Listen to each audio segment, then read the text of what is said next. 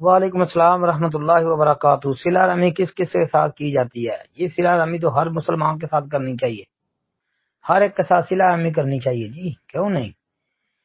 جو اپنے عزیز رشتہ دار ہیں ان کے ساتھ تو ضرور کرنی چاہیے جی، یعنی اپنے بہن ہیں، اپنے بھائی ہیں جی، ان کے ساتھ تو ضرور کرنی چاہیے نا۔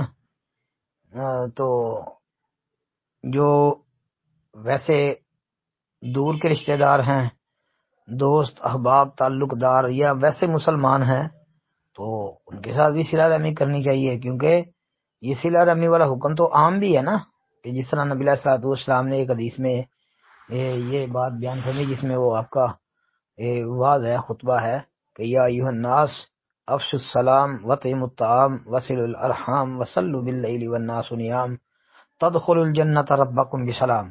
تو یہ تمام لوگوں کو یہ آپ علیہ الصلوۃ والسلام نے حکم دیا نا، یہ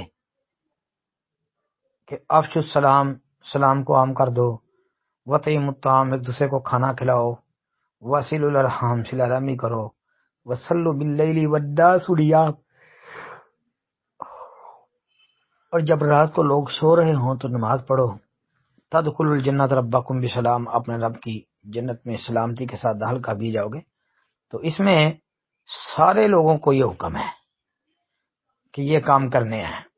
پھر یہ ہے کہ واصلوا الارحام، صلہ رحمی کرو، تو یہ صلہ رحمی رشتہ داروں سے بھی کی جا سکتی ہے، غیر رشتہ داروں سے بھی۔